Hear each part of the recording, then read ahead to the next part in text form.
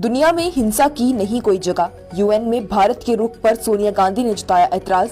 बोली, गाजा बन चुका है खुली जेल।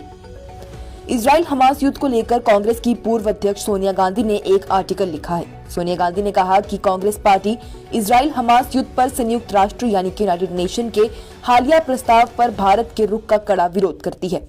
सोनिया गांधी ने आर्टिकल में इस बात पर जोर देते हुए कहा कि उनकी पार्टी ने हमास के हमलों की स्पष्ट रूप से निंदा की है, लेकिन इस युद्ध को इजराइल ने और बढ़ा दिया है, जिससे गाजा में बेकसूर लोगों की जान जा रही है।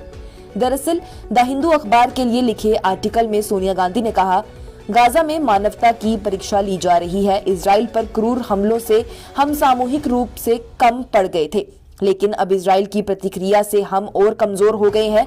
हमारी सामूहिक चेतना के जगाने से पहले न जाने कितने और लोगों को अपनी जिंदगी गंवानी पड़ेगी। उन्होंने आर्टिकल में आगे लिखा, 7 अक्टूबर 2023 को योम किप्पुर युद्ध की 50वीं वर्षगांठ पर हमास ने इजराइल पर एक क्रूर हमला किया। 1000 से ज्यादा लोग मारे गए, ज्यादातर आम नागरिक, और 200 से ज्यादा लोगों का अपहरण कर लिया गया। उन्होंने कहा कि इजराइल पर हुआ हमला विनाशकारी था। कांग्रेस का मानना है कि हिंसा की सभ्य दुनिया में कोई जगह नहीं है, और अगले ही दिन उन्होंने स्पष्ट रूप से हमास के हमलों की निंदा की थी।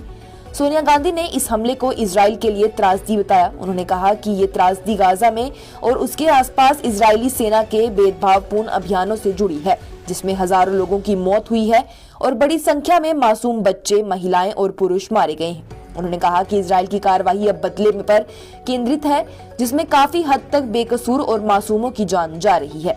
उन्होंने इजराइल फलस्तीन मुद्दे पर कांग्रेस का रुख स्पष्ट किया। उन्होंने लेख में लिखा कि न्याय के बिना शांति नहीं हो सकती। उन्होंने कहा कि 1.5 दशक से भी ज्यादा समय तक इजराइल की बेरोक टोक नोकबंदी ने गाजा को खुली जेल में बदल दिया है। शांति तभी आएगी जब दुनिया का नेतृत्व किया जाएगा।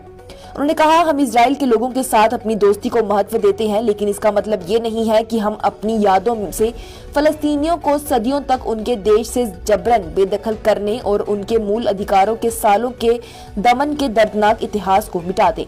उन्होंने आगे कहा कि प्रधानमंत्री ने इजराइल के साथ पूरी एकजुटता व्यक्त करते हुए प्रारंभिक बयान में फलस्तीनी अधिकारों का कोई जिक्र नहीं किया है। कांग्रेस की पूर्व अध्यक्ष ने कहा कि भारतीय राष्ट्रीय कांग्रेस हाल ही में संयुक्त राष्ट्र महासभा यानी कि यूनाइटेड नेशन जनरल असेंबली के प्रस्ताव पर भारत के रुख का कड़ा विरोध करती है, जिसमें गाजा में इजरायली बलों और हमास के बीच तत्काल मानवीय संघर्ष विराम की मांग की गई थी।